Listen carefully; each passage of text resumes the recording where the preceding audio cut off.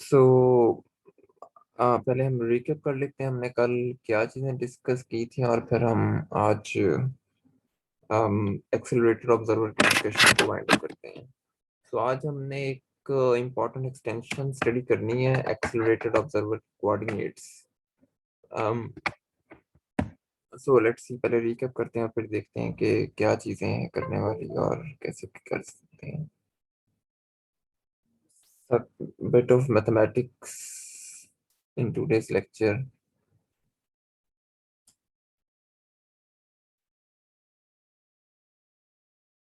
अच्छा, तो अभी तक हम लोगों ने जो चीजें स्टडी की हैं वो कुछ इस तरीके से थी कि आपके पास कोई एक्सेलरेटेड ऑब्जर्वर है, यहाँ पर ड्रॉ कर लेते हैं। सो ये कोई एक एक्सेलरेटेड ऑब्जर्वर हमने ड्रॉ किया था। यहाँ पर आपके पास एक्स एक्सेस है, ये टाइम है। अच्छा, इसमें हमने कल मुख्तलिफ इसके और हमने कहा था कि ये जो एक्सेलरेटेड ऑब्जर्वर है ये किसी कांस्टेंट एक्सेलरेशन से एक्सेलरेट कर रहा है, एटर्नल एक्सेलरेशन के अंदर है। और इसके फोर एक्सेलरेशन के जो कंपोनेंट्स हैं वो हमारे पास 0 G 0 0 थे। और इसके ये जो एक्सेलरेशन की मैग्नीट्यूड थी वो आपके पास G² है, यानी कि जितने भी ऑब्जर्वर हैं वो इस नंबर पे एग्री करेंगे कि इसके एक्सेलरेशन की मैग्नीट्यूड G² के बराबर है। ये एक थोड़ा सा इंटरेस्टिंग केस इसलिए बन जाता है क्योंकि इसमें जो आपके पास स्पेशल एक्सेलरेशन है वही आपके पास एक इनवेरिएंट क्वांटिटी के तौर पर आ जाएगा, क्योंकि वो सिर्फ एक ही लाइन के अंदर मूव कर रहा है और कोई और कंपोनेंट नहीं मौजूद है। सो ये बाहर जो आपका इटरनली एक्सेलरेटिंग ऑब्जर्वर है वो इन कोऑर्डिनेट्स में रहता है और ये उसकी एक इनवेरिएंट क्वांटिटी है जिसपे तमाम ऑब्जर्वर्स का इत्तेफाक होगा, चाहे वो जिस मर्जी MCRF में हो या जिस मर्जी फ्रेम में हो। और हमने देन यहाँ पर इसको कुछ रीजन में डिवाइड कर लेते हैं जो हमने कल स्टडी किए थे। ये आपके पास रीजन 1 है। हम इसको अच्छा, हम उससे पहले यहाँ पर हमें लाइट कौन इसकी होराइजन बन ड्रॉ कर लेते हैं। सो इसके कुछ होराइजन्स, ये थोड़े से होराइजन्स खराब बन रहे हैं बट बेयर विथ मी।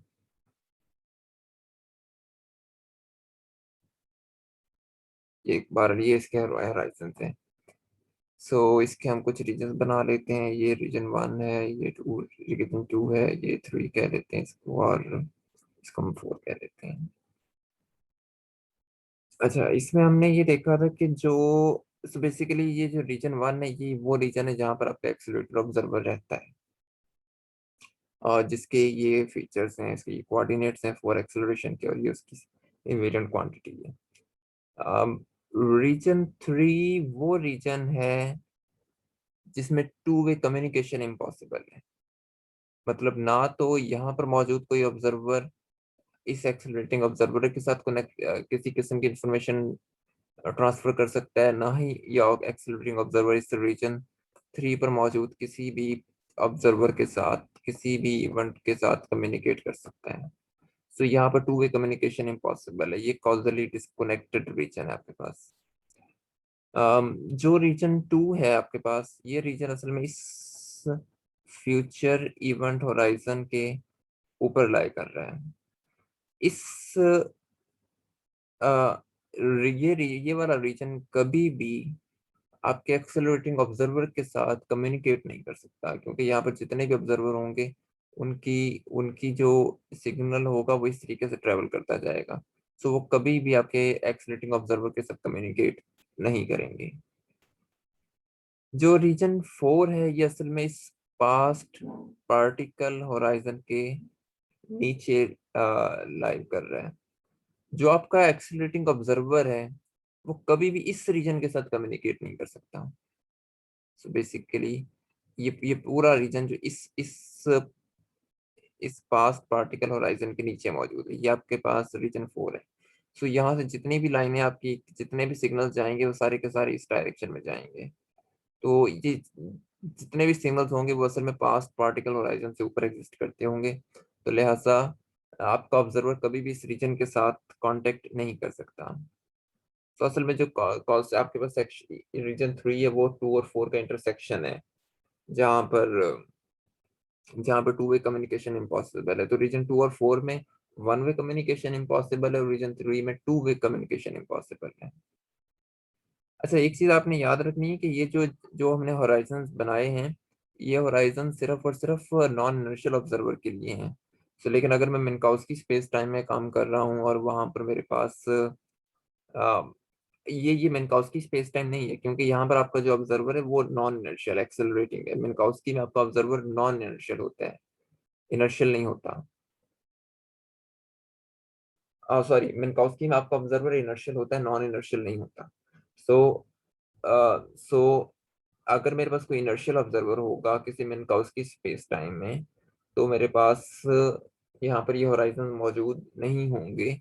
वो आपने कल देखा भी था जब हमने कहा था कि एक ऑब्जर्वर मूव करते करते अचानक यहाँ पर रेस्ट की हालत में आ जाता है, या अब एक्सिलरेटिंग नहीं रहता और वो इस तरीके से उसकी वर्ड लाइन आती है, तो ये होराइजन खत्म हो जाते हैं इस पॉइंट से ऑनवर्ड। इस पॉइंट से ऑनवर्ड अब यहाँ पर कोई होराइजन मौजूद नहीं है। अब वो कॉजली डिस्कनेक्टेड और रीजन भी का रीजन को भी दोबारा से देखना होगा हमें, और वो पास्ट पार्टिकल होराइजन और फ्यूचर इवेंट होराइजन को भी दोबारा, वो तो एग्जिस्ट ही नहीं करेंगे अब यहाँ इस पॉइंट से आगे आगे। सो ये था जो हमने कल डिस्कस किया था। सो हमारा आज का मेन टारगेट ये है कि इस एक्सीलरेटिंग ऑब्जर्वर के कोऑर्डिनेट्स क्या होंगे। किस सो ये जो आप मिसाल के तौर पर यहाँ पर कोई पॉइंट है, इस एक्सीलरेटिंग ऑब्जर्वर इस वक्त इस पॉइंट के ऊपर मौजूद है, इस क्यू के कोऑर्डिनेट्स क्या होंगे। सो आज हमने असल में ये चीज कैलकुलेट करनी है। सो अभी हम इसको मजीद डिटेल में देखते हैं। इससे पहले अगर आपको कोई क्वेश्चन है तो पूछ लें।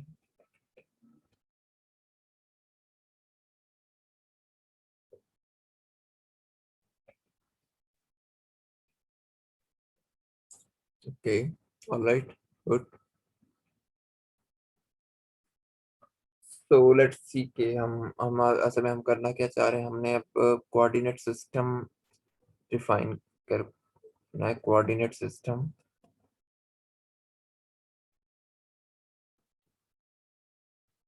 ऑफ एन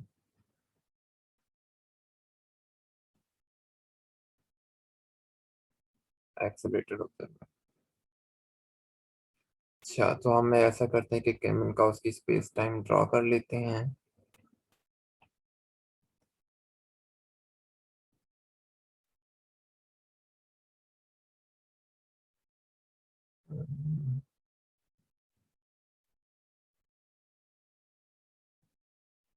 और यहाँ पर हम एक एक्सीलरेटिंग ऑब्जर्वर ले लेते हैं।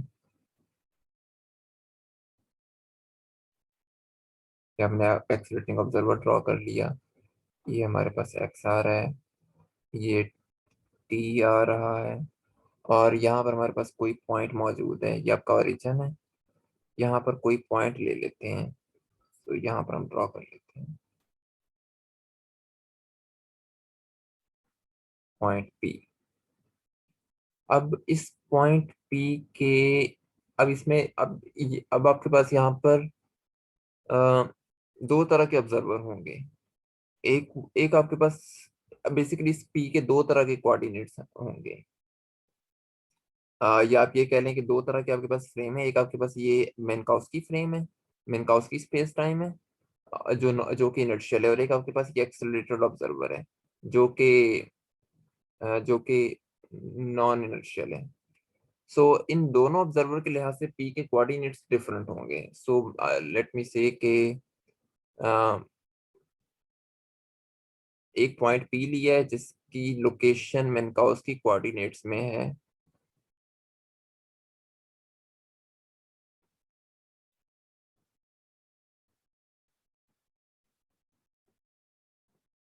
डी एक्स, जिस तरह हम यूजली लेते हैं। और लेट मी से कि एक्सेलरेटेड ऑब्जर्वर्स एक्सेलरेटेड ऑब्जर्वर के कोऑर्डिनेट सिस्टम में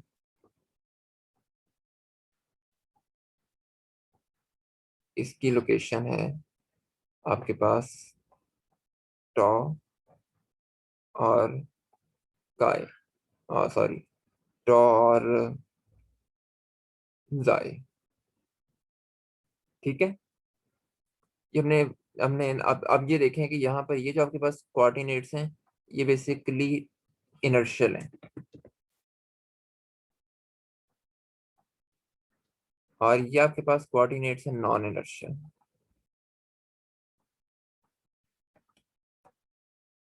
अब क्वेश्चन ये है कि टी एक्स और टॉर्च काय के दरमियान रिलेशन क्या है, टॉर्च जाए के दरमियान रिलेशन क्या है। लेट मी सी कि इसको हम जाए कहते हैं, मुझे इसका नाम भूल गया है, इस ग्रीक सिंबल का। लेट मी कर आप इसको जाए ही कहते हैं ना।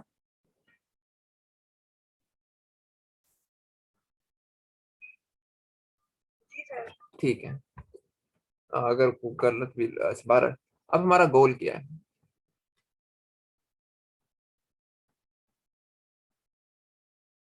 हमारा गोल ये है कि what is the relation between T x and toss आई।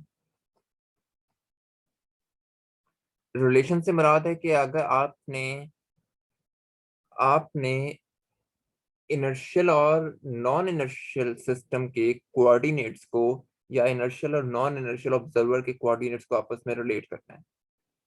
आपको ये बात पता है, एक चीज याद रखें, आपको ये चीज मालूम है कि अगर आपके पास दो इनर्शियल ऑब्जर्वर्स हों, मिसाल के तौर पर टी एक्स और टी बार एक्स बार, आपको ये पता है कि इनको रिलेट कैसे करते हैं। इनको रिलेट करने के हम लोग यूज करते हैं लॉरेंट्ज ट्रांसफॉर्मेशन। ये दो इनर्शियल हैं, ये दो इनर्शियल ऑब्जर्वर्स हैं, लेकिन हम एक इनर्शियल ऑब्जर्वर को एक इनर्शियल ऑब्जर्वर्स से किसी नॉन इनर्शियल ऑब्जर्वर के लिए ट्रांसफॉर्मेशन हमारे पास मौजूद नहीं है, वो ट्रांसफॉर्मेशन लॉरेंट्स ट्रांसफॉर्मेशन के थ्रू नहीं होती। तो लिहाजा अब हमें असल में ये ट्रांसफॉर्मेशन फाइंड करनी है। Is that clear?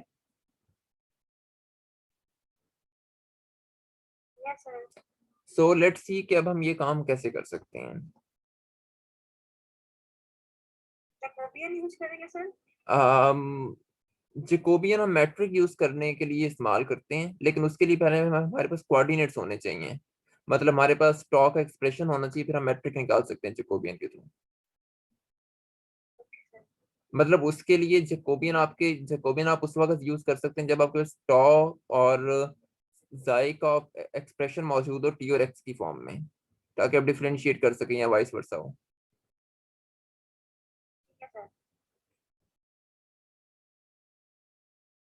अच्छा, सो लेट्स सी कि हम ये काम कैसे कर सकते हैं। मुझे एक डायग्राम कॉपी करने दें हैंडआउट से।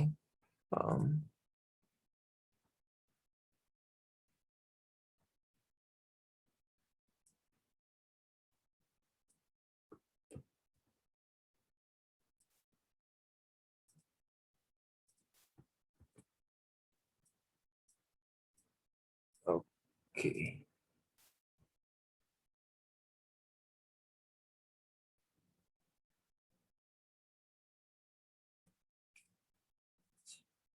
फिलहाल इनको भूल जाए।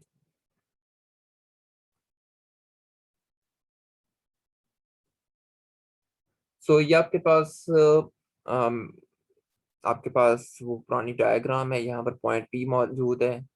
हमने हमने असल में इस वक्त वेक्टर फाइंड करना है, ये ओ से पी तक कैसे जा सकते हैं। ये कोई पॉइंट है आपके पास, आपने आपने इस ये वाला वेक्टर कैलकुलेट करना है ओपी, और ये वेक्टर हमने दोनों। सो मिसाल के तौर पर हम एक्सेलेरेटर ऑब्जर्वर के लिहाज से इस पॉइंट की लोकेशन कैलकुलेट करना चाह रहे हैं, और आपके मिनकॉस्की ऑब्जर्वर के लिहाज से। सो लेट्स सी के टी एक्स सिस्टम में इसको कैसे किया जा सकता है।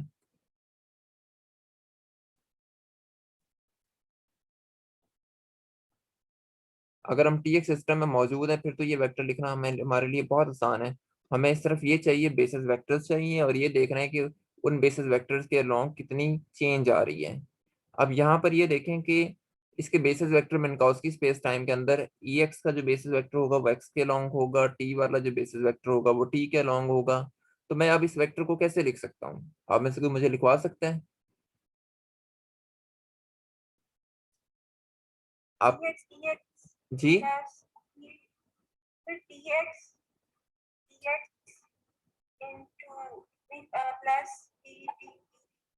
नहीं, इसको बेसिस वेक्टर के टर्म्स में लिखवाएं।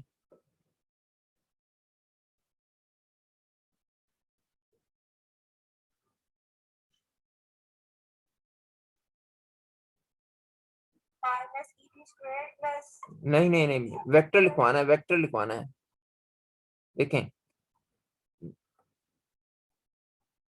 क्या इसका टाइम कंपोनेंट ये आएगा, टी के अलोंग वेरिएशन आ रही है, और बेसिकली ये आपका बेसिस वेक्टर है। जितनी वेरिएशन आ रही जो मैग्नीट्यूड है multiply by this basis vector plus E x. Clear? ये बात समझ में आई है सबको?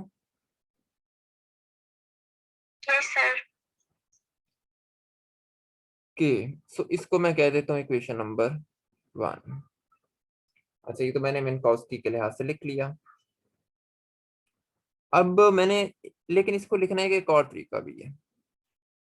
अब आपने जरा ध्यान से सुनना है कि मैं क्या चीजें बता रहा हूँ, क्योंकि थोड़ी सी कंफ्यूजन फैल सकती है।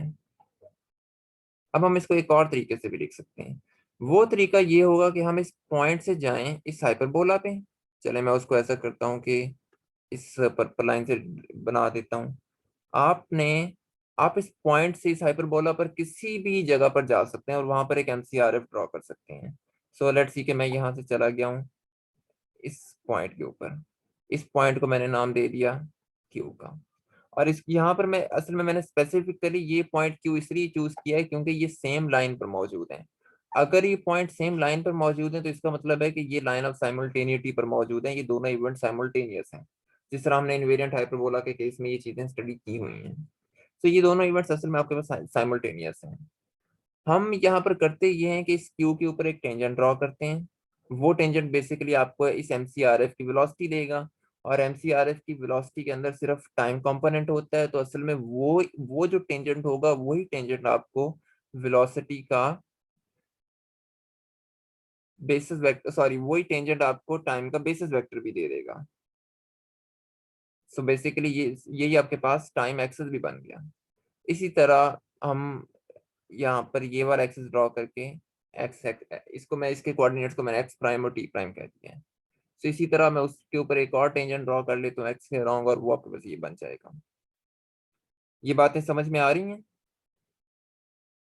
हमने क्या किया है, हम ओरिजिन से इस ओरिजिन से, तो याद रखें, हम इस ओरिजिन से इस हाइपरबोला पर एक ऐसे पॉइंट पर गए हैं जो पी पे साइमल्टेनियस था, जो पी के लिहाज से साइमल्टेनियस है। या दूसरे लफ्जों में ये कह लें कि मैं इस पॉइंट मैंने एक ऐसा इसके ऊपर एक एक पॉइंट ड्रॉ किया है हाइपरबोला पर जो पी के लिहाज से साइमल्टेनियस है, और देन मैंने फिर उसे ओरिजिन के साथ कनेक्ट कर दिया है। अगला काम मैंने ये किया कि इस पॉइंट के ऊपर कुछ एक टेंजेंट ड्रॉ कर लिया है। ये जो टेंजेंट होगा ये मुझे एमसीआरएफ की टाइम डायरेक्शन देगा, क्योंकि हम एमसीआरएफ की वेलोसिटी को इस तरीके से डिफाइन करते हैं, उसके कंपोनेंट्स 1000 होते हैं। तो उसमें सिर्फ एक टाइम लाइक कंपोनेंट होता है। तो लिहाजा वो टाइम लाइक जो कंपोनेंट होगा यहाँ पर बेसिक मेरे पास टाइम डायरेक्शन के तौर पर भी सर्व कर रहा होगा। ये मेरे पास टाइम एक्सेस बन जाएगा यहाँ पर। अब ये जो दोनों इवेंट्स हैं, ये दोनों इवेंट साइमल्टेनियस हैं। ये क्यों साइमल्टेनियस हैं? क्योंकि आपके पास इन इवेंट्स के लिए टी और टी प्राइम दोनों जीरो हैं। ओरिजिन पे लाई कर रहे हैं दोनों इवेंट्स, ओरिजिन बेसिकली उस लाइन पे लाई कर रहे हैं जो इनको ओरिजिन से मिला रही है, line of साइमल्टेनिटी। Clear?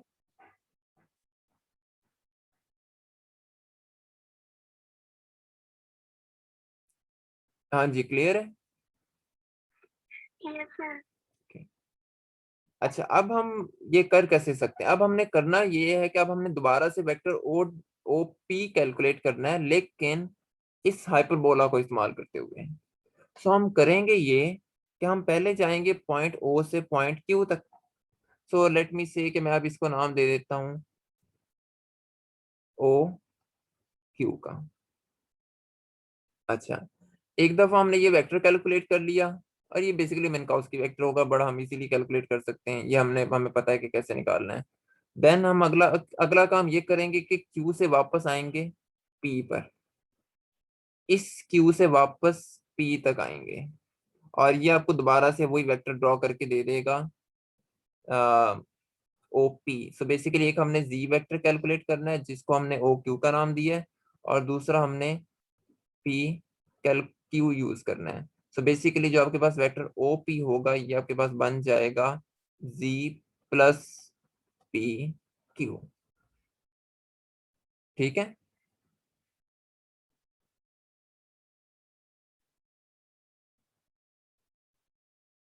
Okay sir.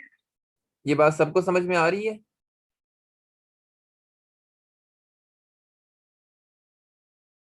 Yes sir. Okay, that's good.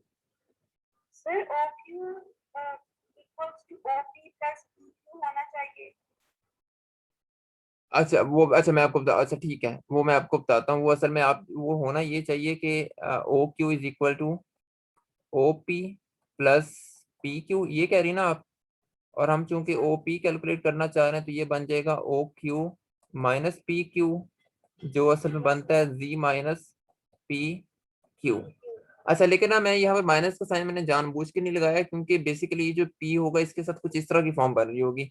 So let me से के एक्स अल्फा, और ये बेसिकली वेक्टर कुछ इस फॉर्म में आ रहा होगा। ठीक है, हम वेक्टर को इसी तरीके से लिखते हैं ना। जी सर। ये जो कोऑर्डिनेट्स है मैं इनको आर्बिट्रेरी रख रहा हूँ, मतलब ये प्लस भी हो सकते हैं, माइनस भी हो सकते हैं। सो इट डजंट मैटर कि यहाँ पर हम साइन क्या लगा रहे हैं, ये और ये इनके लिहाज से खुद ही एडजस्ट हो जाएगा। ठीक है सर। सो इसलिए हम असल में एक जनरल ट्रीटमेंट करना चाह रहे हैं। सर आपने पी पॉइंट पॉइंट पी और पॉइंट क्यू पे टी और टी बार जीरो नहीं है।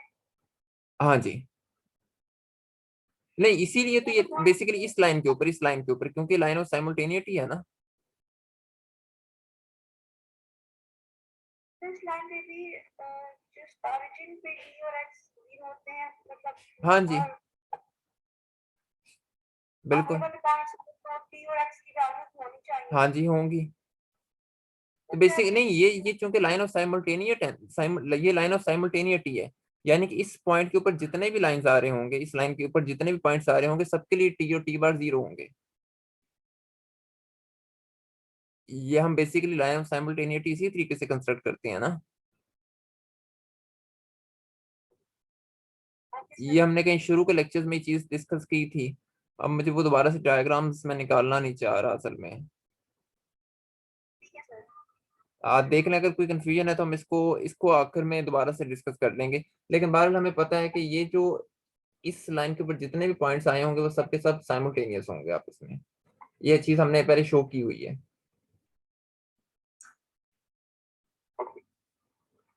Okay sir. अच्छा, अब हमने असल में हम अब हमने ये चीज कैलकुलेट करनी है कि पी से क्यू वाला वेक्टर क्या होगा। अब पी से क्यू के वेक्टर का मतलब है कि हम इस डायरेक्शन में मूव कर रहे हैं, इस डायरेक्शन में कितनी चेंज आ रही है, वो चेंज बेसिकली क्यू के कोऑर्डिनेट्स में आएगी, और वो कोऑर्डिनेट्स आपने लिए हैं काय, सॉरी जाय। ठीक है, आपने एक्सेलरेटेड ऑब्जर्वर के कोऑर्डिनेट्स को टाई और जाय चूज किया हुआ है।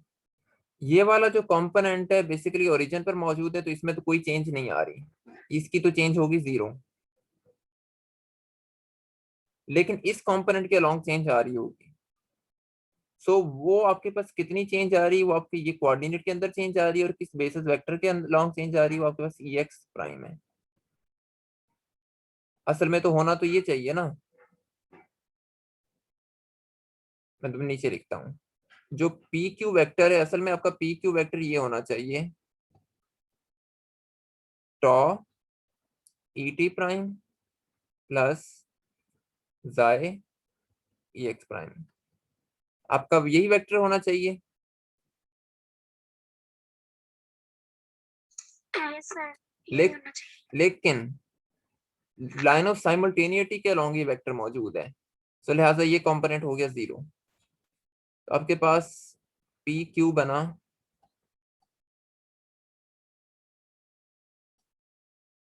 इसके बराबर। देख लें इसमें अगर कोई कंफ्यूजन आ रही है अभी भी, क्योंकि इस असल में मैं कैसे लिख सकता हूँ, क्योंकि मैं एक्स एक्स प्राइम एक्सेस के अलोंग जो बेसिस वेक्टर मौजूद है उसको इस्तेमाल कर सकता हूँ इस लाइन ऑफ साइमल्टेनिटी पे आगे पीछे जाने के लिए। सर इसमें टी प्राइम और एक्स प्राइम न्यू फ्रेम है। अम यहाँ जी ये बेसिकली एमसीआरएफ का इस पॉइंट पर। ठीक है सर।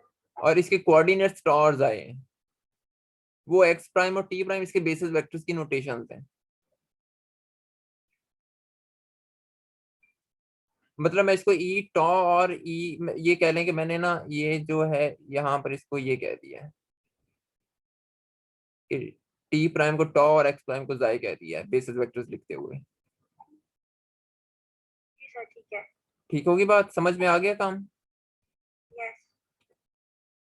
अच्छा, सो अब हमने जो अच्छा अब हमारे पास यानी कि जो सिचुएशन बन रही है वो कुछ ये बन रही है कि O P is equal to G plus P Q हमने लिखा था, यानी कि O P is equal to G plus जाए ई एक्स प्राइम, इसे कह देते हैं इक्वेशन नंबर 2। और वो जो हमने शुरू में बात की थी, यहाँ पर माइनस हमने क्यों नहीं लगा रहे, वो माइनस ना लगाने के रीजन ये है कि हम इस जाए को आर्बिट्रेरी ले रहे हैं। इसकी हम असल में किसी एक स्पेसिफिक पॉइंट पर ट्रीटमेंट नहीं करना चाह रहे, हम ये कहना चाह रहे हैं कि लेट्स सपोज कि लाजमी नहीं है कि ये पॉइंट क्यू इसी यहीं पर मौजूद हो, ये पॉइंट कहीं पर भी हो सकता है। लेट्स सपोज मैं इस पॉइंट को नीचे ड्रॉ करूं और फिर क्यू को नीचे ले आऊं, तो डेफिनेटली वो जाए की प्लस माइनस वैल्यू चेंज होंगी। तो लिहाजा मैं असल में इसको एक जनरल ट्रीटमेंट करना चाह रहा हूँ, मैं सिर्फ इस एमसीआरएफ में काम नहीं करना चाह रहा, मैं कह रहा हूँ कि आप कोई भी एमसीआरएफ चूज कर लें और उसमें आपके रिजल्ट्स वैलिड होने चाहिए। क्लियर? Yes sir. कि अब हमारे पास दो बड़े अहम क्वेश्चंस अभी भी मौजूद हैं। अभी हमने सिर्फ इक्वेशन लिखी है, लेकिन अभी हमें ये नहीं पता कि ये z क्या है, और अभी हमने इस ई एक्स को भी असल में एक्स और टी की फॉर्म में रिप्रेजेंट करना है, ये एक्स प्राइम को भी, क्योंकि हम सारा काम तो ओपी के लिए कर रहे हैं। सो सबसे पहला क्वेश्चन, हाउ टू कंस्ट्रक्ट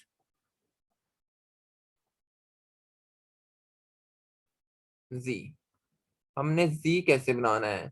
और दूसरा क्वेश्चन है कि what are the coordinates of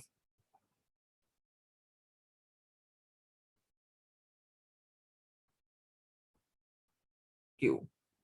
ये तो अभी तक हमने इन दोनों चीजों के बारे में हमें कुछ नहीं पता है। क्यू के कोऑर्डिनेट से मुराद है, हमें ये नहीं पता कि हमने ई एक्स प्राइम और ई टी प्राइम को कैसे या इस बेसिकली हाइपरबोला पे जो एक्स और टी आ रहे हैं उनको कैसे टॉ की फॉर्म में रिप्रेजेंट करना है, क्योंकि आपने अपनी कर्व को टॉ के लिहाज से पैरामीटराइज किया हुआ है। अच्छा, लेकिन आपको पता है कि हमने हमने लास्ट 2 लेक्चर्स में कुछ इक्वेशंस डिराइव की थी कि हाइपरबोला पे जो भी पार्टिकल मौजूद होगा, जो भी ऑब्जर्वर मूव कर रहा है, उसकी वर्ड लाइन के ऊपर जो भी पॉइंट होगा, अगर आप उसे उसके प्रॉपर टाइम टॉस से पैरामीटराइज करें, तो उसके कोऑर्डिनेट्स या उसकी डिफरेंशियल इक्वेशंस का सॉल्यूशन कुछ ये बनता है, 1/g sine hyperbolic g tau x is equal to 1/g cos hyperbolic ji tau. मैं यहाँ पर इसके साथ h लगा देता हूँ, h स्टैंड फॉर हाइपरबोला। यही पढ़ा था हमने। Yes sir. सो अब क्या होना चाहिए, अब फिर होना ये चाहिए कि ये जो आपके पास दोनों इक्वेशंस आई हैं, ये आपके पास क्यू के कोऑर्डिनेट्स होंगे, क्योंकि क्यू एक ऐसा पॉइंट है जो हाइपरबोला पर मौजूद है।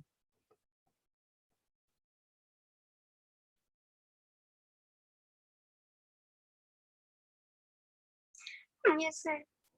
अब देखें इस क्यू का जी से क्या ताल्लुक है, क्योंकि जी आपका असल में बराबर है ओ क्यू के। Is that it? Yes, sir. तो क्या मैं अब इन कोऑर्डिनेट्स को इस्तेमाल करके जी को लिख सकता हूँ? मेरे पास जी फिर ये बनना चाहिए। अब चेंज किस किस के एक्सेस के अलॉन्ग आ रही है? अगेन मिन्कॉस्की ऑब्जर्वर के लिहाज से देख रहे हैं, क्योंकि हम ओरिजिन के लिहाज से कैलकुलेट कर रहे हैं वेक्टर। ई टी और ई एक्स बेसिस वेक्टर्स के अलॉन्ग चेंज आ रही है। कितनी चेंज आ रही है? इसके अलॉन्ग आने वाली चेंज टी सब एच है, इसके अलॉन्ग आने वाली चेंज एक्स सब एच है। ठीक हो गया? Yes, sir. अच्छा, अब आपको पता है कि आपने z के जो कोऑर्डिनेट्स z जो कैलकुलेट किया वो बेसिकली टॉ पे पैरामीटराइज है, क्योंकि बेसिकली टॉ का फंक्शन है। सो यहाँ पर इनकी वैल्यूज इंसर्ट कर देते हैं। 1/g sine hyperbolic ji tau E tau plus 1/g cos hyperbolic ji tau. Let me call it equation number 3। यहां तक कोई मुश्किल? आपने z कैलकुलेट कर लिया है।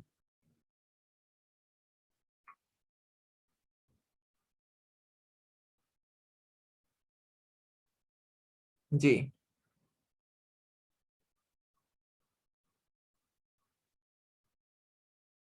कोई मुश्किल यहाँ पर? कोई कंफ्यूजन? ये थोड़ा सा एक मुश्किल टॉपिक है, लेकिन अगर कोई भी कंफ्यूजन है तो पूछ लें बाद आप लोग। इसमें हम उन सारी चीजों को इस्तेमाल कर रहे हैं जो हमने आज तक अब तक पढ़ते आए हैं। पिछले सब मतलब 17 लेक्चर्स इसके अंदर इस्तेमाल हो रहे हैं।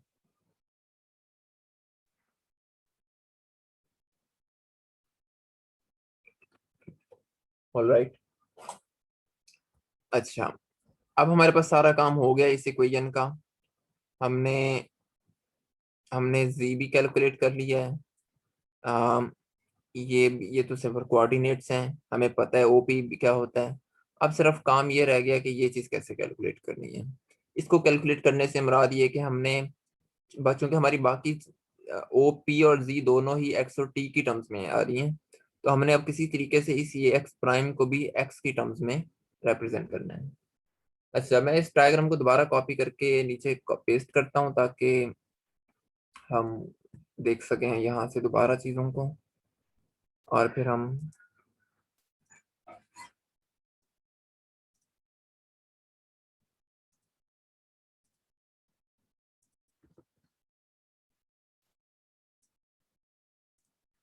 काम करते हैं।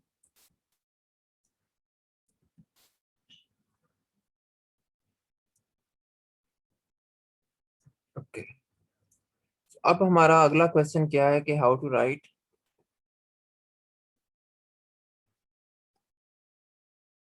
ई x prime in terms of E X. अच्छा, इसे हम दो तरीकों से कर सकते हैं। या तो लॉरेंस ट्रांसफॉर्मेशन के थ्रू, हमें पता है दो डिफरेंट बेसिस को कैसे कनेक्ट करते हैं।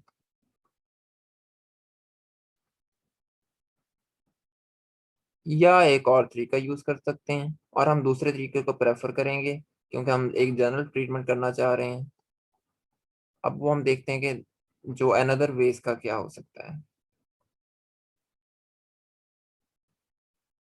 क्योंकि लॉरेंस ट्रांसफॉर्मेशन के थ्रू हमें बेसिस कैलकुलेट करना कंपेयर करना आती हैं। लेकिन हम इसको सिर्फ किसी एक एमसीआरएफ के लिए नहीं करना चाह रहे, हम इसका एक जनरल ट्रीटमेंट करना चाह रहे हैं। तो लेट्स सी कि हम इसको एक्सलेटर ऑब्जर्वर के लिहाज से करें और इसका एक जनरल ट्रीटमेंट करें। सो लेट्स सी कि वो कैसे कर सकते हैं। अच्छा, आपने अब आपने सिर्फ इस ऑब्जर्वर क्यू पे फोकस करना है। इस ऑब्जर्वर क्यू के लिए आपने टी प्राइम एक्सेस को किस तरीके से फाइंड किया था, इसके ऊपर एक टेंजेंट ड्रॉ करके, और ये जो टेंजेंट है ये आपको इसके एमसीआरएफ की वेलोसिटी देता है। इस एक्सीलरेटर ऑब्जर्वर की जो वर्ल्ड लाइन है उसको आपने पैरामीटराइज किया हुआ है टॉ के जरिए। इस एक्सीलरेटर ऑब्जर्वर के असल में कोऑर्डिनेट्स क्या हैं, मिसाल के तौर पर ये जो क्यू है, इस क्यू के कोऑर्डिनेट्स आपके पास मौजूद हैं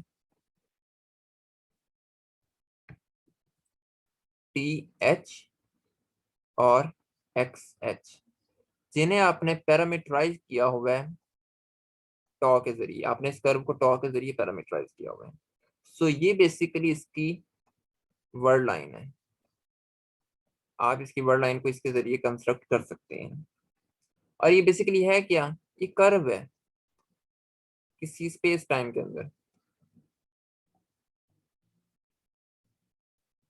अच्छा, अब करना क्या है, मैंने अब मुझे इसके बेसिस वेक्टर्स चाहिए, ई एक्स और ई टी, इनको मैंने डिस्क्राइब करना है इन terms of x and T, ex prime और टी प्राइम को एक्स और टी के टर्म्स में रिप्रेजेंट करना है।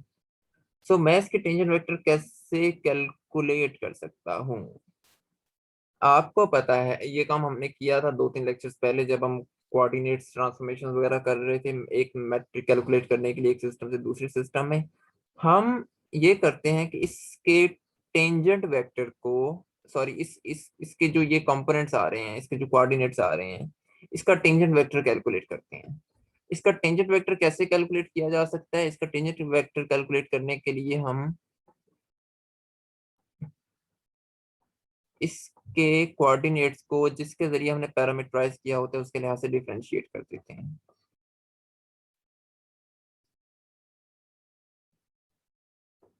ये चीज आपको याद होगी, हमने ये चीज कुछ ऐसे की थी, t is equal to partial X alpha of lambda over partial lambda, याद है? Yes, sir. तो ये मैंने यहाँ पर वही काम किया है। अगर आपको इन दोनों इक्वेशंस के अंदर कनेक्शन बनाने में मसला हो रहा है तो देख लें, पूछ लें।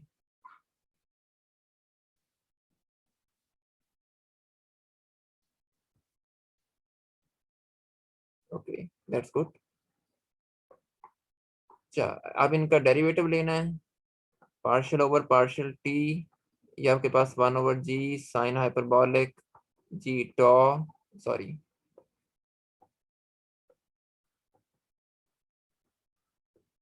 पार्शियल ओवर पार्शियल टॉ 1/g कॉस हाइपरबॉलिक जी टॉ।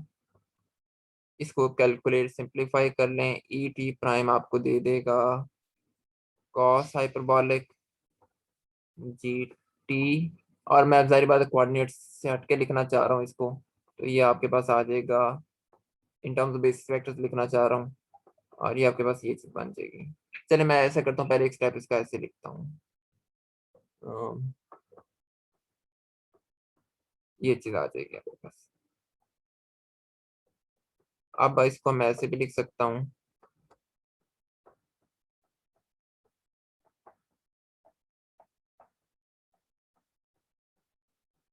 क्लियर होगी बात, कोई मुश्किल इसमें?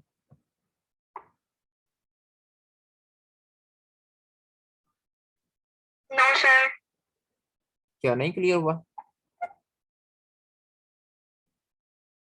सर मुश्किल नहीं है। अच्छा ठीक है, ओके। सर क्लियर हो गया है। ओ अच्छा, अब ईटी हमने कंस्ट्रक्ट कर लिया है, अब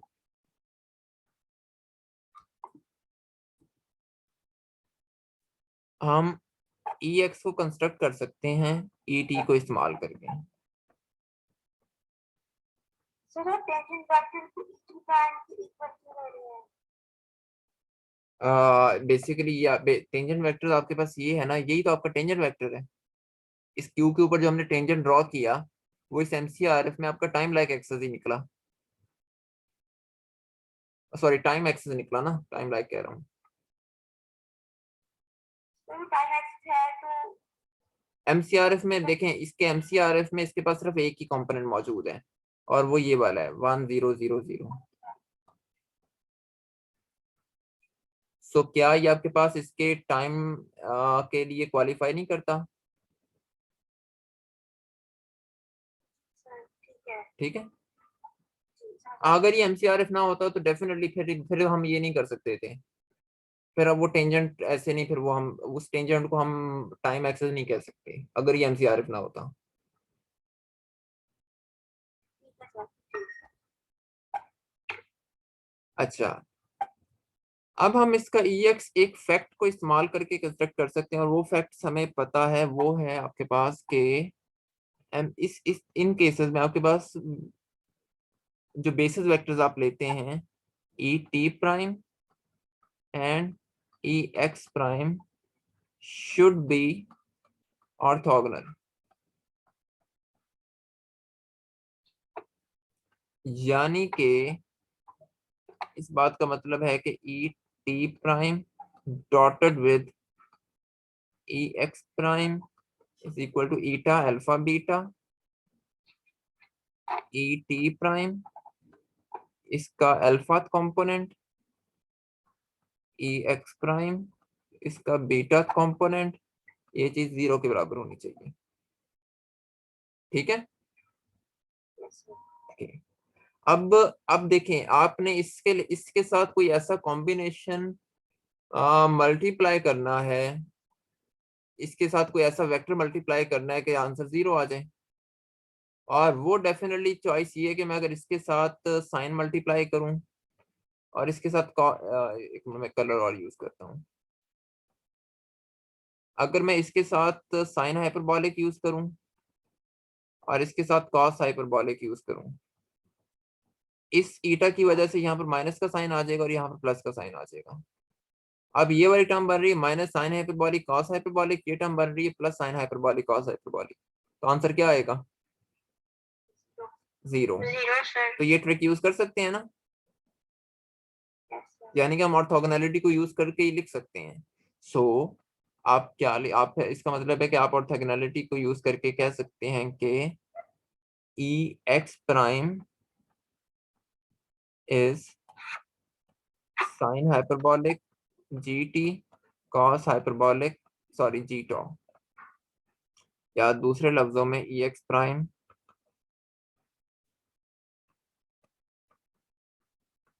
जी t g tau e t plus cos hyperbolic जी टॉ। सर साइन के साथ माइनस आएगा। वो आएगा यहाँ पर इस ईटा की वजह से, क्योंकि जो आपका ईटा है ये बेसिकली -1001 है।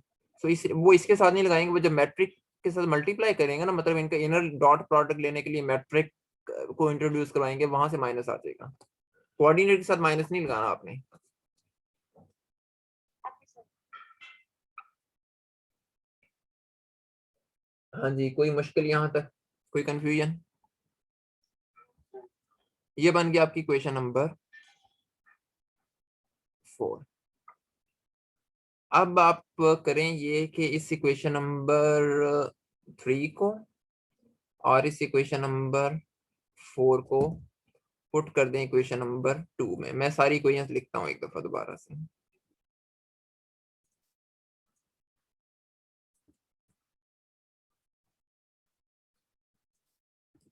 ये आपके पास इक्वेशन नंबर 2 थी,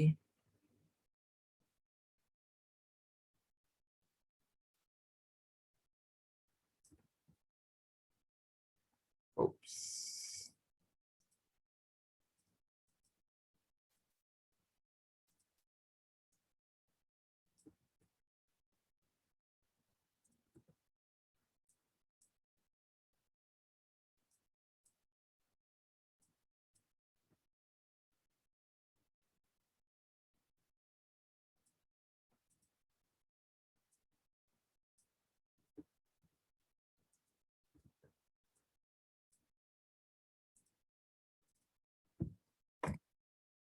okay.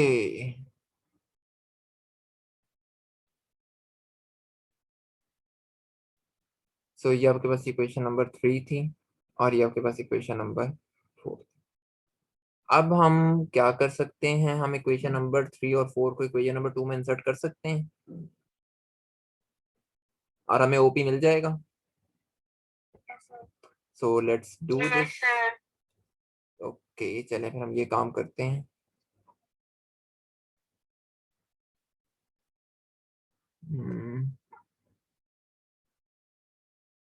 Let me do in a different color. OP is equal to Z plus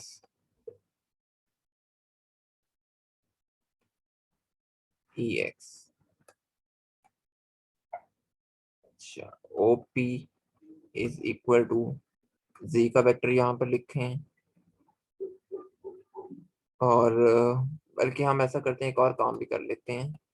हम यहाँ पर OP को भी लिख देते हैं. आपको याद होगा हमने OP को कैलकुलेट किया था TET प्लस XEX. इस फॉर्म में कैलकुलेट किया था हमने. Yes, sir.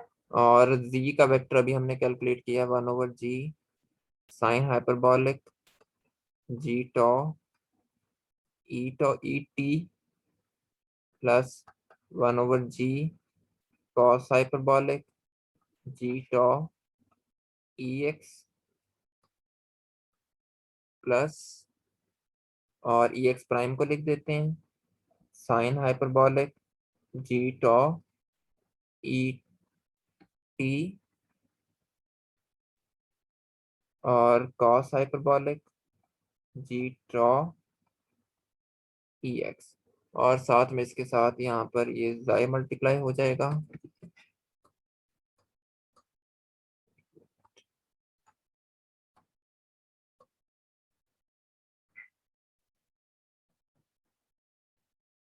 ठीक है, ये इक्वेशन बन गई आपके पास. Yes, sir. So let's call this equation number 5 अगर कहना चाहते हैं तो. यहाँ से हम इन इक्वेशंस को टी और एक्स के लिए अलग अलग कर सकते हैं. मतलब हम ई टी और ई एक्स को कंपेयर कर लें दोनों साइड्स पर. Compare E T and E x on both sides in equation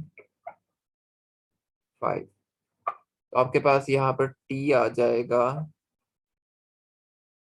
यहाँ से टी आ गया, यहाँ से आएगा एप्सिलॉन, सॉरी जाए प्लस 1/G और कॉमन आ गया साइन हाइपरबॉलिक जी टॉ.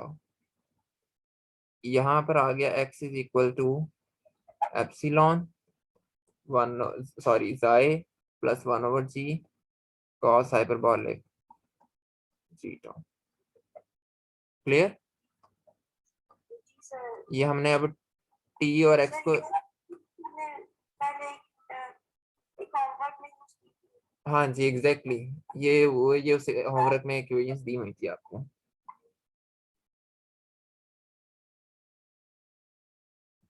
ठीक है, इस तरीके से हम इनको ड्राइव करते हैं. ये बेसिकली वो इक्वेशंस आपके पास एक्सीलरेटर ऑब्जर्वर के कोऑर्डिनेट्स हैं.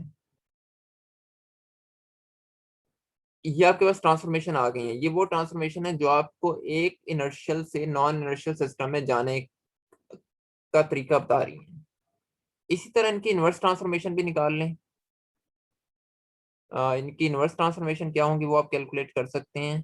ये शायद मैं होमवर्क में क्वेश्चन, इसमें से मैंने कुछ क्वेश्चन ऐड किए हैं अब होमवर्क में यहाँ से. अच्छा, बहरहाल इसकी इनवर्स ट्रांसफॉर्मेशन आपके पास क्या आएगी. आपने टॉ कैलकुलेट करना है. मतलब अगर आपको एक्स और टी गिवन हो तो आप टॉ और जाई में कैसे जाएंगे.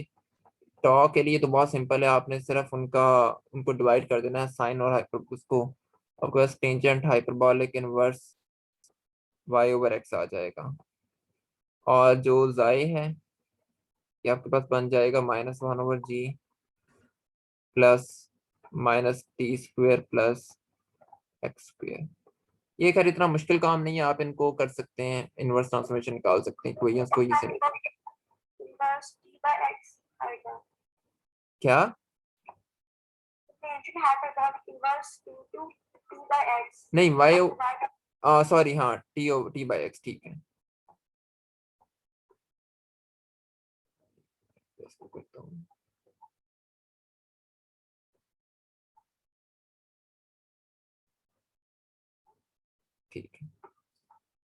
सो ये जो हमने ट्रांसफॉर्मेशन इक्वेशन निकाली, इनका एक स्पेसिफिक नेम है। इन इक्वेशंस को कहते हैं, इन कोऑर्डिनेट्स को कहते हैं रेंडलर कोऑर्डिनेट्स।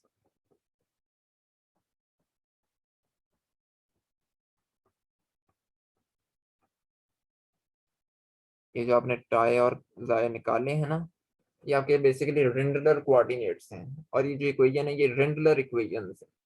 सो रेंडलर एक साइंटिस्ट का नेम है, इसने इनके ऊपर बहुत से लोगों ने काम किया, लेकिन रेंडलर ने इनके ऊपर काफी एक्सटेंसिव काम किया इन कोऑर्डिनेट्स पे।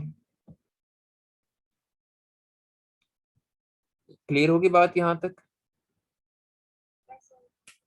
अच्छा, अब हमारे पास ना कुछ और भी अब हमने कुछ इंपॉर्टेंट चीजें जरा डिस्कस करनी है।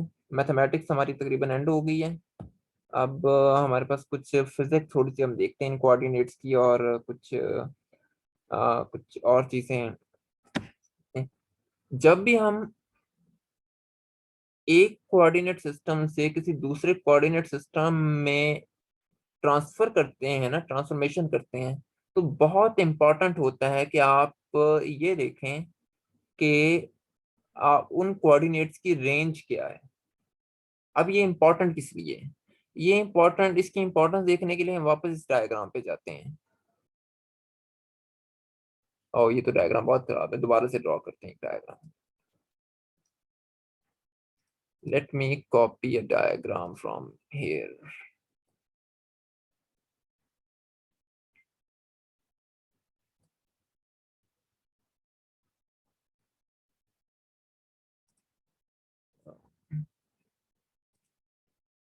कहीं पर अगर कोई अच्छी सी डायग्राम बनाई हो तो हमने उसको कॉपी करते हैं। हाँ, इसको किया जा सकता है। अच्छा,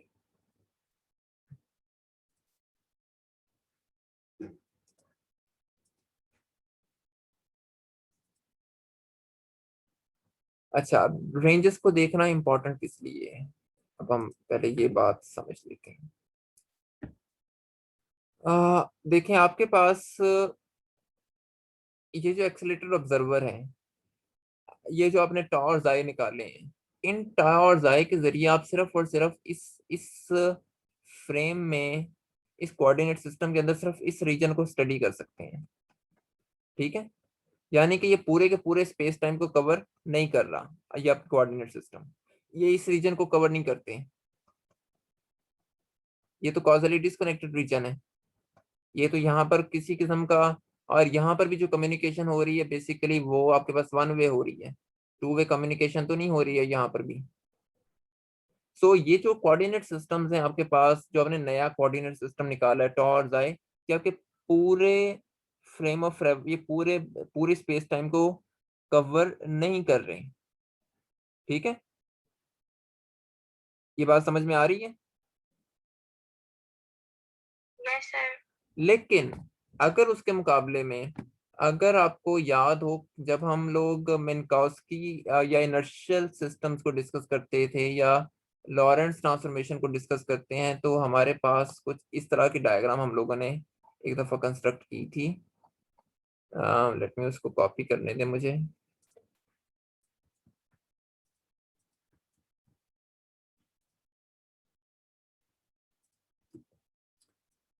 जिसमें आपने ये कहा था कि ये आपके पास ये आपका एक्स एक्स, ये आपका एक्स एक्सेस है, ये आपका टी है, और ये जो लाइन ओरिजिन में से यहाँ से गुजर रही है ये आपका टी प्राइम है, ये एक्स प्राइम है।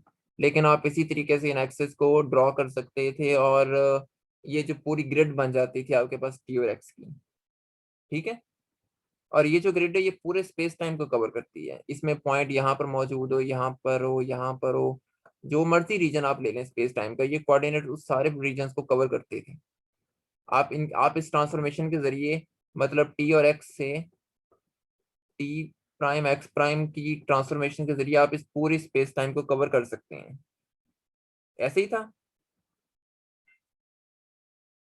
लॉरेंस ट्रांसफॉर्मेशन के केस में।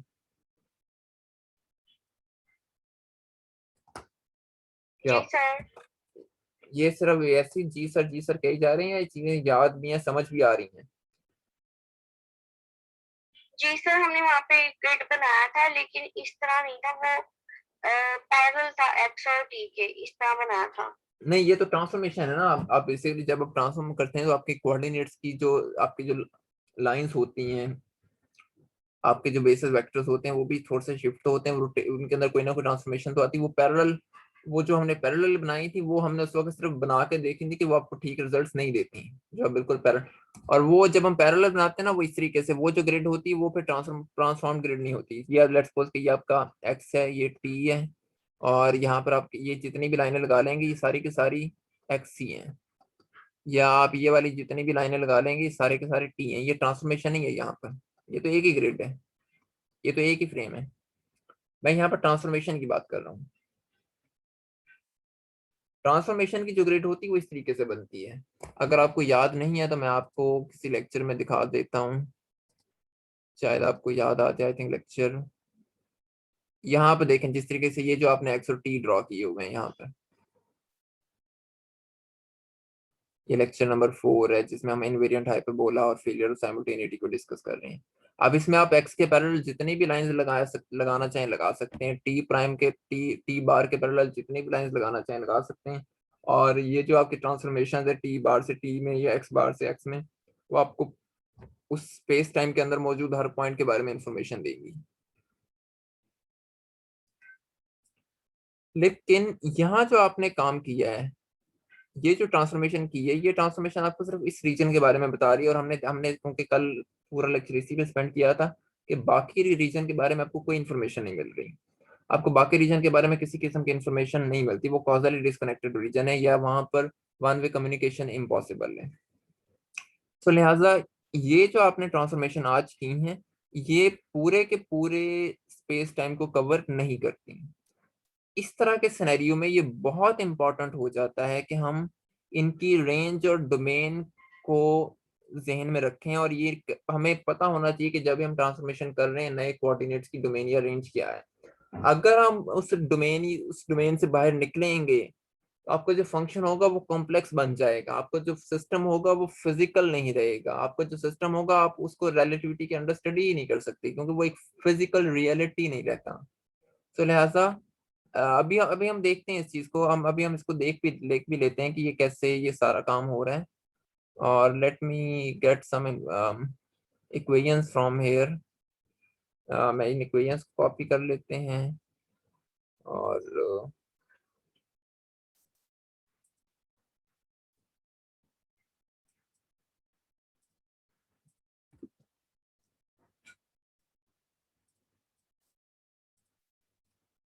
और दोबारा से इसको कॉपी करते हैं।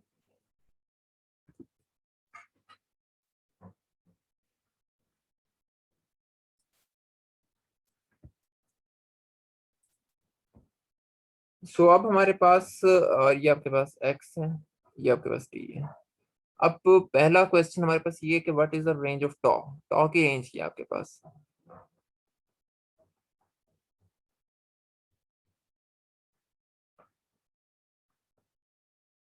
आप देखें कि आप इस फंक्शन की वैल्यू किन किन नंबर्स के लिए कहां से कहां तक आप नंबर्स को लेके चलें, और आपको आपको जो है वो आ, मतलब कि आपका ये फंक्शन कहाँ से कहाँ तक का रीजन कवर करता है। तो बेसिकली यहाँ पर जो आपके पास टॉ है, जहाँ पर ये आपका फंक्शन जीरो नहीं होता, वो आप या सॉरी जहाँ पर आपका फंक्शन इनफाइनाइट नहीं होता, वहां पर आप इसको ले सकते हैं।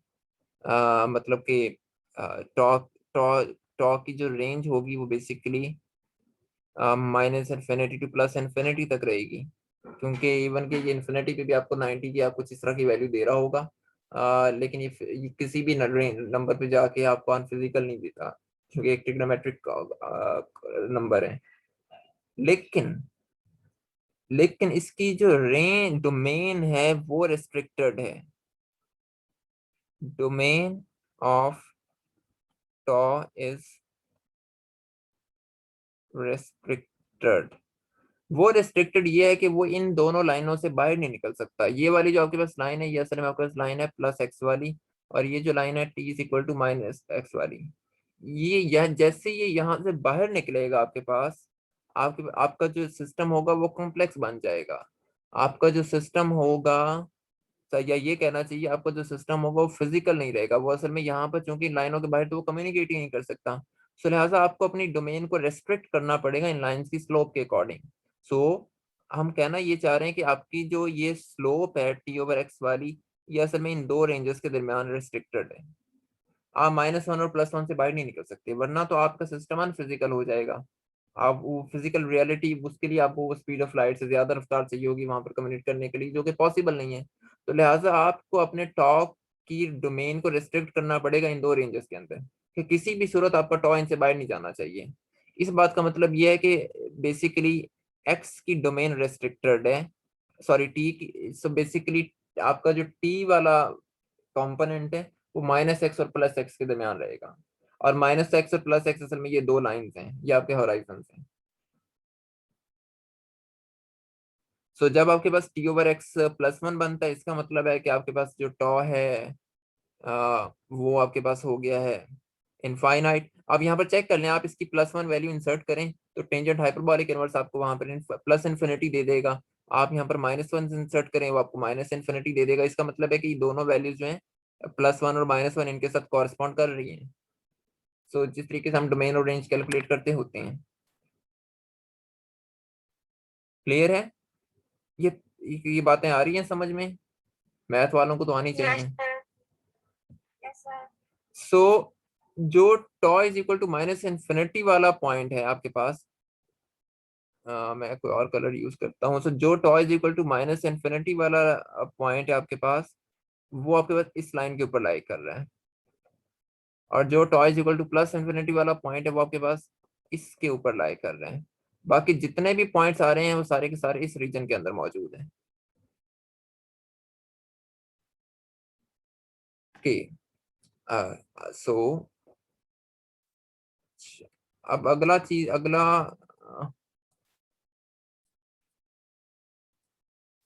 हमारे पास अगला काम ये है कि हम इसी तरीके से जाय पे भी काम करें। सो अगला हमारे पास क्वेश्चन ये है कि जाय की रेंज क्या है।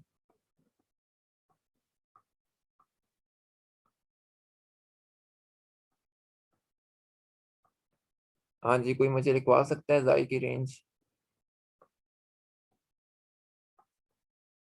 सर -1 1 हो सकती है। नहीं, कैसे हो सकती है -1 और 1? जाय की रेंज आप ले सकते हैं -1 टू इंफिनिटी। अभी हम देखते हैं कि कैसे। आ, जैसे ही आपके पास जाय माइनस जाय को आप -1/g करेंगे, यहाँ पर टी और एक्स दोनों बराबर आ जाएंगे, और वो आपके पास मिनिमम लिमिट आ जाएगी जहां से आपने स्टार्ट करना है, वो 0 आ जाएगा। टी और एक्स दोनों बराबर आ जाएंगे। सो बेसिकली टी और एक्स +1 आ जाएगा, यानी कि वही आपके पास एक लिमिट आ जाएगी कि आप इस होराइजन के अंदर मौजूद हैं, आप इस होराइजन से बाहर नहीं निकल सकते हैं। मतलब आप यहाँ पर -1/g इंसर्ट करें। सो -1/g और -1/g आपको दोनों कैंसिल हो जाएंगे, और देन आप इसको कैलकुलेट कर लें, यहाँ से टी और एक्स के रिलेशन निकालें, वो आपको +-1 दे देगा। दूसरा ये कि इसकी डोमेन कैसे कैलकुलेट करेंगे। डोमेन के लिए जरूरी है कि ये नंबर कभी भी कॉम्प्लेक्स ना हो सके। ये नंबर कॉम्प्लेक्स होने के लिए जरूरी है कि t² हमेशा x² से कम रहे। जहां पर आपका t² x² से बढ़ जाएगा, ये नेगेटिव, ये टोटल आपका जो स्क्वायर रूट है ये नेगेटिव हो जाएगा और आपका फंक्शन कॉम्प्लेक्स हो जाएगा। ठीक है। सो डोमेन के लिए जरूरी है कि आपके पास t² हमेशा x² से लेस आए, जिसका दूसरा मतलब ये है कि -x less than t less than x। So domain आपकी यहाँ पर भी रेस्ट्रिक्टेड है। सो इसका मतलब ये हुआ कि आपका जो असल में आपका जो ये टी और टॉ और जाई वाले कोऑर्डिनेट्स हैं, ये सिर्फ और सिर्फ इस रीजन को कवर करते हैं, जिसको मैं यहाँ पर ब्लू डायमंड से ब्राउन डायमंड से ड्रॉ करने लगा हूँ।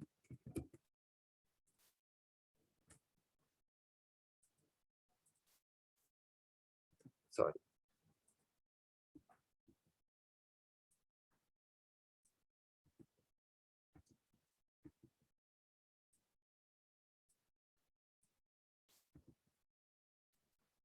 ये इस रीजन से बाहर किसी एरिया को कवर नहीं करते हैं, और ये हमें इनकी डोमेन्स के थ्रू पता लग रहा है, क्योंकि आप इनकी डोमेन्स रेस्ट्रिक्टेड है। जैसे आप इन डोमेन से बाहर निकलेंगे, आपका जो सिस्टम होगा वो कॉम्प्लेक्स हो जाएगा, आपके जो कोऑर्डिनेट्स होंगे वो कॉम्प्लेक्स हो जाएंगे। क्लियर? कोई मुश्किल इसमें, कोई कंफ्यूजन? ये थोड़ा सा ये थोड़ी सी अजीब सी मैथमेटिक्स है जिससे आपका यूए लाइफ में वास्ता नहीं पड़ता, बट स्टिल इम्पोर्टेंट है।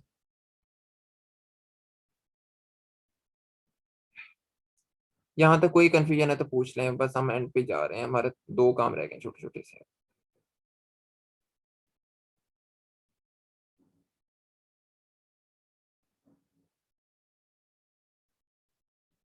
ओके, ठीक है। अच्छा, अब अगला काम ये है कि जब भी हम कोई नया कोऑर्डिनेट सिस्टम ड्रॉ करते हैं तो हमारे लिए जरूरी एक चीज ये भी होती है कि हम उसके ऊपर कांस्टेंट सरफेसेस ड्रॉ कर सकें। मिसाल के तौर पर ये, जैसे ये आपके पास कोऑर्डिनेट सिस्टम है, आपने इसमें ये जो लाइन ड्रॉ की हुई है, ये जितनी भी लाइंस हैं ग्रीन वाली, ये सारी की सारी लाइंस असल में क्या हैं? लाइंस ऑफ कांस्टेंट एक्स हैं। या जो रेड लाइंस है, ये लाइन ऑफ कांस्टेंट टी है, टी प्राइम। इसी तरह यहाँ पर ये जो ग्रीन लाइंस है, ये लाइंस ऑफ कांस्टेंट एक्स हैं। मतलब इस पूरी सरफेस के ऊपर एक्स की वैल्यू कांस्टेंट है, इस पूरी सरफेस पे एक्स की वैल्यू कांस्टेंट है। इसी तरह इन वर्टिकल लाइंस पर टी की वैल्यूज कांस्टेंट है। ऐसे ही है। Yes sir. तो अब हम फिर इस कोऑर्डिनेट सिस्टम में कांस्टेंट टॉ और कांस्टेंट जाई की लाइंस कैसे ड्रॉ कर सकते हैं? मतलब आपको एक ऐसी लाइन चाहिए जिसपे ये वाली इक्वेशन आपको कांस्टेंट नंबर देती हो, और ये वाली इक्वेशन आपको कांस्टेंट जाई देती हो। आपको इस तरह की सरफेसेस ड्रॉ करनी है। लाजमी नहीं कि वो सीधी सीधी लाइनें ही होंगी, वो कुछ भी हो सकती है। वो कोई ऐसी सरफेस हो सकती है जो आपको बहरहाल कांस्टेंट नंबर दे रही है। पूरी ट्रेजेक्टरी पे वो आप उस स्पेसिफिक पैरामीटर की वैल्यू, उस स्पेसिफिक कोऑर्डिनेट की वैल्यू कांस्टेंट रहती है। दूसरा कोऑर्डिनेट तब्दील हो सकता है, लेकिन उस एक की वैल्यू तब्दील नहीं होती। सो लेट्स सी कि हम ये काम कैसे कर सकते हैं।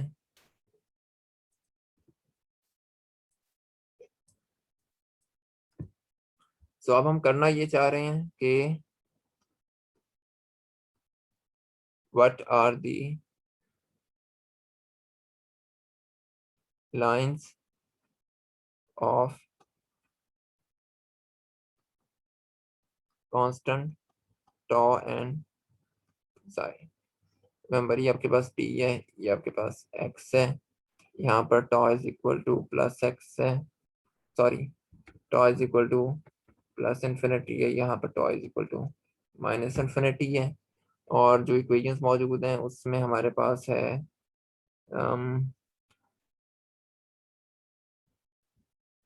टॉ is equal to 1/g tangent hyperbolic inverse t over x, xi is equal to -1/g plus minus t square plus x square. ये हमारे पास डाटा मौजूद है। अब टॉ के लिए आपने ऐसी लाइंस ड्रॉ करनी है जिन पे जिनके लिए टॉ कांस्टेंट हो।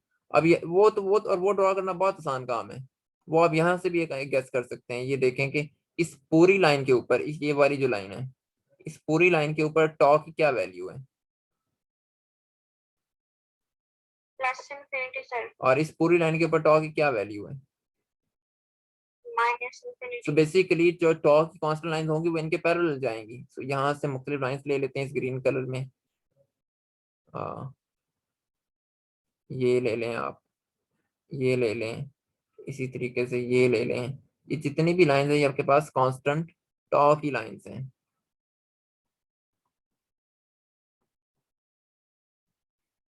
अच्छा, अगला काम आपने क्या करना है? आपने ये बात समझ में आ गई? Yes sir. अच्छा, अगला काम आपने जाय कैलकुलेट करना है। सो जाय के लिए असल में आपने ये देखना है कि एक ऐसी लाइन ड्रॉ करनी है जिसका फासला ओरिजिन से हर बार सेम आता हो। अगर आपको याद हो तो हमने किसी वक्त कहा था, बल्कि हमने कई दफा ये बात की है, कि ये अगर आपके पास एक्सलेटिंग ऑब्जर्वर मौजूद है, इस ओरिजिन से जितने भी आप पॉइंट ले लें, इन सब का फासला सेम रहेगा, 1/g आएगा। Yes sir. ठीक है, तो बेसिक क्योंकि ये जी इनवेरिएंट सर। हाइपरबोला है, तो फिर कांस्टेंट जाए की लाइंस कौन सी होंगी? सारे के सारे हाइपरबोलास होंगे डिफरेंट लोकेशंस पे। मिसाल के तौर पर मैं यहाँ पर ये ड्रॉ कर लेता हूँ, यहाँ पर ये ड्रॉ कर लेता हूँ, यहाँ पर ये ड्रॉ कर लेता हूँ। अब आप यहाँ पर ये देखें, इस ओरिजिन से इसके ऊपर इस पॉइंट का फासला लेट्स सपोज 1/g1 आ रहा है, तो यहाँ का फासला कितना आएगा? 1/g1। यहाँ का कितना आएगा? जी सर। क्या इस 1/g1। क्या इस हाइपरबोला पर मौजूद सारे पॉइंट्स का ओरिजिन से फासला सेम नहीं आएगा? Yes sir. तो क्या वो फिर कांस्टेंट जाए की सरफेस होगी? तो ये आपने ड्रॉ कर होगी ली है सर। कांस्टेंट जाए की सरफेसेस। क्लियर? मैं आपको जरा एक अच्छी डायग्राम दिखाता हूँ इसके लिए। ये विकिपीडिया पे एक बड़ी अच्छी डायग्राम बनी हुई है। ये कोऑर्डिनेट्स इन्होंने थोड़े से डिफरेंट चूज किए हैं। सो ये जो आपके पास कैपिटल टी और कैपिटल एक्स है, ये हमारे पेनकॉस्की कोऑर्डिनेट्स हैं, एक्स और टी। और ये जिनको इन्होंने स्मॉल और कैपिटल स्मॉल एक्स और टी का, ये आपके पास स्टार्स आए हैं। ये नोटेशन का ध्यान रखें। ये आप देख सकते हैं यहाँ पर, ये जो आपको स्ट्रेट लाइन नजर आ रही है, ये सारी की सारी आपके पास असल में कांस्टेंट टॉ की सर्फेसेज हैं। और जो पैराबोलास नजर आ रहे हैं, ये कांस्टेंट जाए के सर्फेसेज हैं। और ये इन्होंने स्पेसिफिक वैल्यूज के लिए लिए हुए कि टॉय कि टी इज इक्वल टू 1 के लिए लाइन क्या आएगी, 2 के लिए क्या आएगी, ये कोऑर्डिनेट्स को सॉल्व किया हुआ है, कर्व को पैरामीटराइज किया हुआ है टॉ के जरिए, और देन प्रोग्राम्स के थ्रू इसका इसका चार्ट बनाया हुआ है। ये हम खुद भी वैसे बना सकते हैं, ये कोई इतना मुश्किल काम नहीं है। ये खुद भी किसी भी प्रोग्रामिंग लैंग्वेज में बनाया जा सकता है, मैटलैब पाइथन किसी में भी इक्वेशंस हमारे पास मौजूद हैं। सो बेसिकली इसको कहते हैं रिंडलर चार्ट। या आपने कहा कि सर आपने कहा कि कांस्टेंट की जो लाइंस हैं उनको पहले हाँ जी, ये तो नहीं है पैरेलल। अब मतलब सॉरी पैरेलल से मेरा मुराद वो देखें, पैरेलल से मुराद वो सॉरी, वो मेरी मुराद उससे ये थी कि जिस तरह आपने इन्फिनिटी के लिए लाइंस ड्रॉ की हैं उसी तरह से उसकी लाइंस आएंगी। वो पैरेलल उसके इसलिए नहीं क्योंकि वो जो इन्फिनिटी वाली लाइंस है वो तो स्पीड ऑफ लाइट से ट्रेवल कर रहा है ऑब्जेक्ट, मतलब आएंगी वो स्ट्रेट लाइंस आएंगी, आएंगी वो लाइन स्ट्रेट स्ट्रेट आएंगी। स्लोप डिफरेंट हो सकती है लेकिन वो होंगी स्ट्रेट। वो सॉरी, वो मेरा कहने का मतलब ये था असल में, हम पैरेलल लाइन से ड्रॉ कर ही नहीं सकते। और ओरिजिन से तो इसके पैरेलल जितनी भी लाइंस आएंगी वो इसी के ऊपर इसी के ऊपर ड्रॉ होंगी, अलग से तो ड्रॉ नहीं कर सकते। ठीक है, तो वो जो आपके होराइजन है ना, आप अब इन होराइजन को हम रेंडुलर होराइजन भी कहते हैं। बाकी ये जो चार्ट क्या होता है, ये हम दोबारा हम लेक्चर नंबर 20 से हम इस तरह की चीजें डिस्कस करना स्टार्ट करेंगे। यहाँ पर चार्ट और मैप्स ये भी टेक्निकल टर्म्स हैं रिलेटिविटी की। सो लेट्स सी क्या इनका क्या मतलब होता है। बहरहाल यहाँ तक कोई कंफ्यूजन के?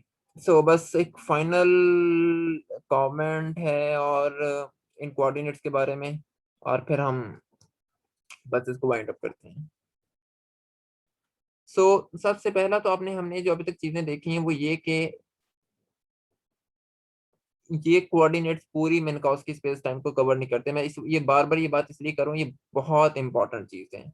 ये रेंजेस कैलकुलेट करना और ये देखना कि ये मिन्कॉस्की स्पेस टाइम के कितने रीजन को कवर करती हैं, कितने का नहीं करती, कौन सा रीजन आपके पास कॉजली कनेक्टेड है, कौन से नहीं है, ये बहुत इंपॉर्टेंट होता है किसी भी कोऑर्डिनेट सिस्टम को, किसी भी सिचुएशन को डिस्कस करते हुए।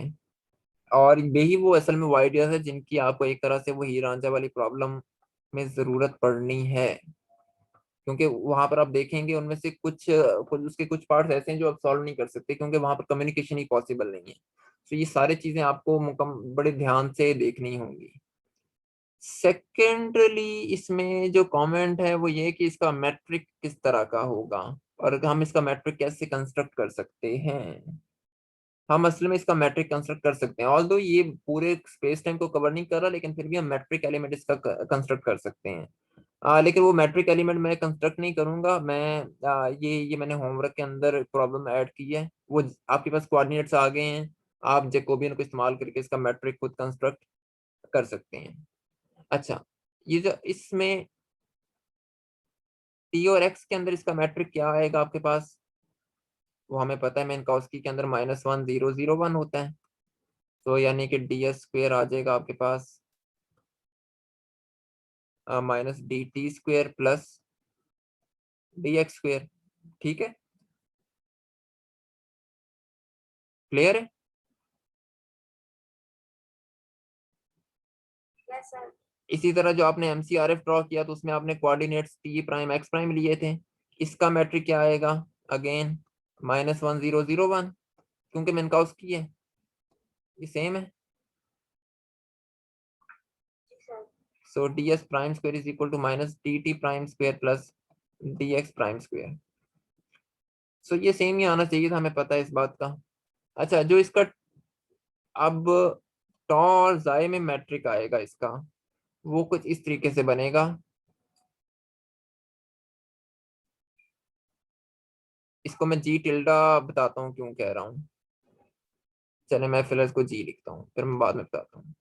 -1 प्लस जी एप्सिलॉन, हाँ एप्सिलॉन नहीं है, जाए स्क्वेयर 0 0 1। असल में यहाँ पर भी जी आ रहा है और यहाँ पर भी जी आ रहा है, तो इसलिए ये दोनों जी सेम नहीं है, ये मैट्रिक को रिप्रेजेंट कर रहे हैं, इसलिए मैंने इसके ऊपर टिल्डा लगा दिया था। बल्कि मैं इसको बोल्ड करके लिख देता हूँ ताकि थोड़ी सी नोटेशन भी डिफरेंट हो जाएगी। ये बार आपको पता होना चाहिए कि ये दोनों चीजें सेम नहीं है। अच्छा, इसका मैट्रिक लिख लेते हैं। इसका मैट्रिक बनेगा ds² is equal to -1 plus g z square d tau square plus d z square. ये इसका मैट्रिक आ गया। तो यहाँ पर ये जो जी है ये बेसिकली 4 एक्सप्रेशन का स्पेशल कंपोनेंट है, और जी जी टिल्डा ये मैट्रिक है। आप इसको कहना चाहें तो कुछ और कह लें, आप इसको टी कह लें अगर कोई कंफ्यूजन हो रही हो तो। ओके, सो यहाँ तक कोई कंफ्यूजन, कोई क्वेश्चन, कुछ चीजें पूछना चाह रहे हो आप?